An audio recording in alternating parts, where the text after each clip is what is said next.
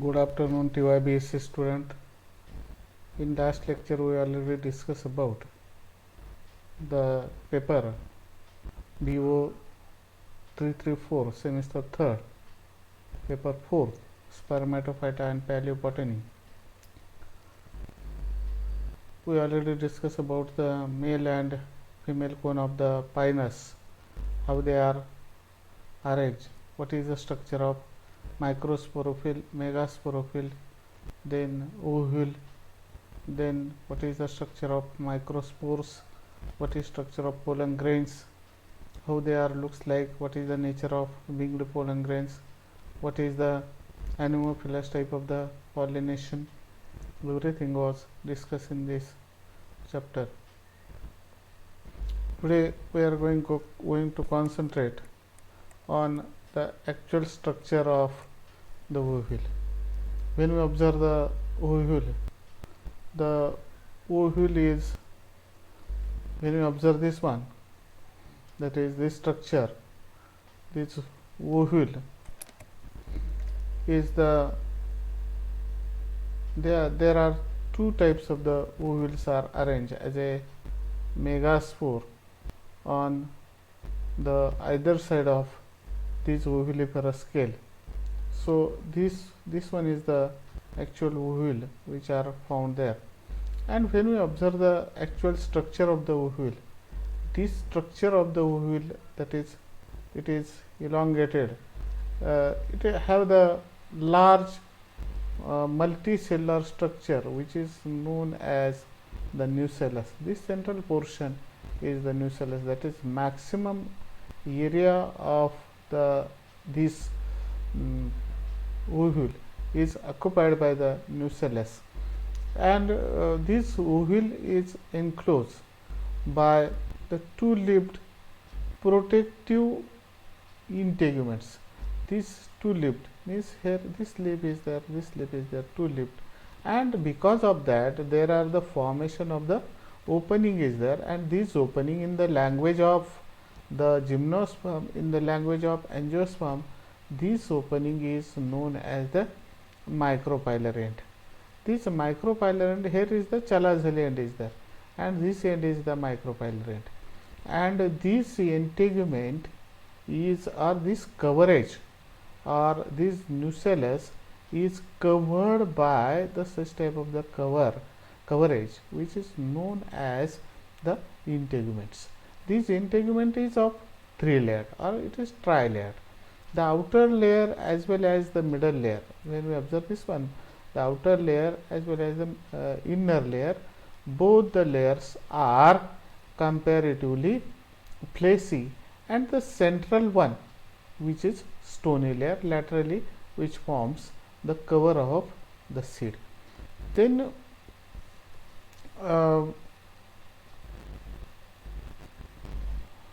after that the integument shows the such type of the three layers, just like I told you. Then center nucellus, there is the single functional megaspore is there, or we can say that the single embryo sac is there, which is surrounded by the nucellar cell called as the spongy tissue.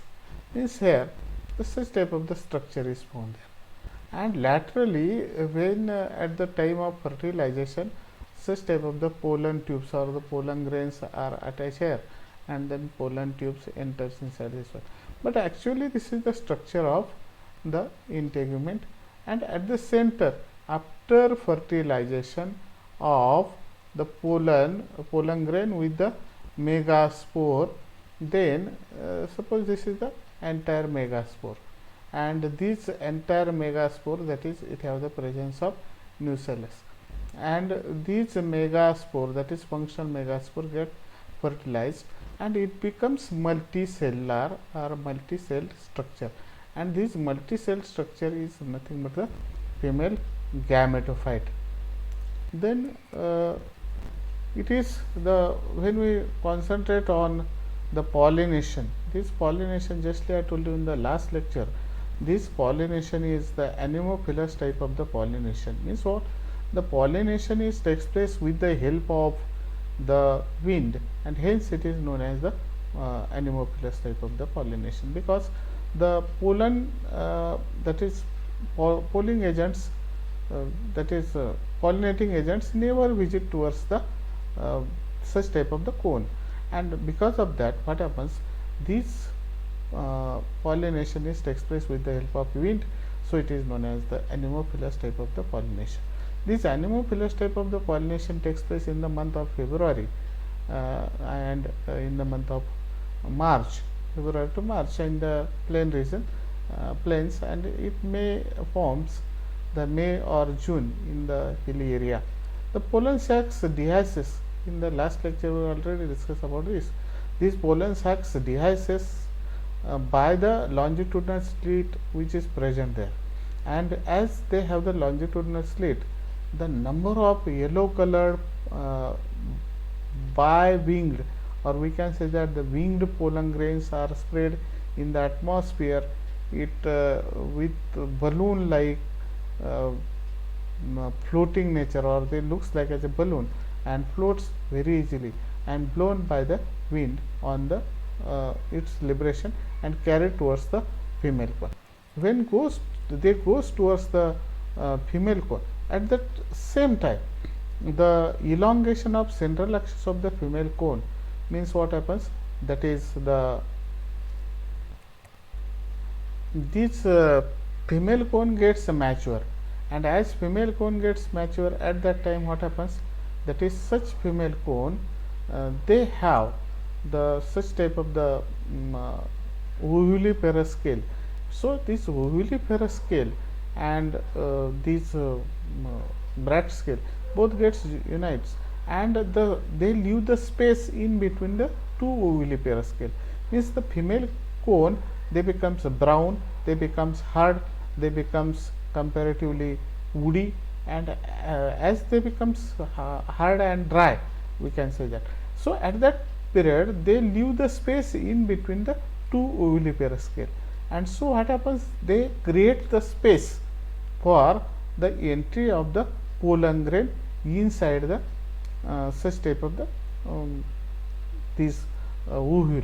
And when these pollen grains enters towards the ovule, then what happens, when these pollen grains enters, these pollen grains goes towards, at the simultaneously the space in between the such type of the nucellus and the integument, that is the micropylarin. Through this space the mucilaginous material is continuously oozing out, and what happens, due to that the winged pollen grains which were flying with the help of wind, they remains attached to this one. So number of pollen grains are attached here, and what happens, they try to enter by the chemotactic movement, they try to enter in this one, and when they comes inside this one, at the center there are the presence of the megaspore, functional megaspore, we can say that, and this functional megaspore have the egg. So this functional megaspore, that is egg of the functional megaspore, gets fertilized by the nucleus of the pollen grain, and then what happens, the simultaneously the female gametophyte are forms inside the this ovule. This is the fertilization of the ovule or the pollination of the ovule. Some pollen grains will enters between the ovuliparous scale and finally lodge in the micropyle, means they remains attached to the micropylarin, and this nucellus will secretes the mucilaginous substances which comes through the micropyle, means nucellus will oozes out the mucilaginous substance which comes through the micropylarin, and rest of the pollen grains becomes functionless. At the last, pollen grains goes towards the apex of the nucellus. This will completes the pollination, and after pollination female cone becomes inverted, and this is the last stage, that is after pollination the female cone becomes inverted, and scales those were expanded previously, that is the ovuliferous scales. These scales were expanded previously. These scales again becomes close, or they becomes close. Why? Because they kept these pollen grains inside, and fertilize, pollination and fertilization is takes place continuously, and simultaneously they gets close with the resinous material is found there, and due to that they close the pollen grains, and in this way pollination and fertilization is takes place, and after that the formation of the mature seed is takes place from the such type of the ovule. So this is the way of the formation of the seed from the pollination and the fertilization of the megaspore, which is present inside the ovule, and ovule is remains attached to the this uh, megasporophyll, and these ovules, that is there are the two ovules are there, and these ovules gets fertilized, and there are the formation of the mature seed is takes place.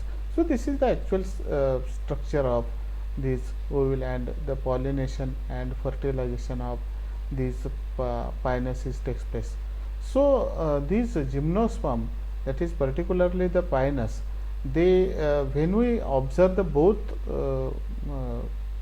cone, that is male cone as well as the female cone, that is the male cone is comparatively very soft and female cone is comparatively hard. Why this female cone becomes hard? That is the ovuliferous scale at the certain maturity they becomes comparatively very hard as well as woody and brownish black or reddish brown in color, and for the purpose of pollination they loses the, or they get separated from different types of the ovule, different types of the ovuliferous scales, and the pollen these pollen grains or the spores or the microspores, they enters they fly towards the such type of the female cone. Why they gets fly towards this one? That is the pollinating agent is nothing but the wind.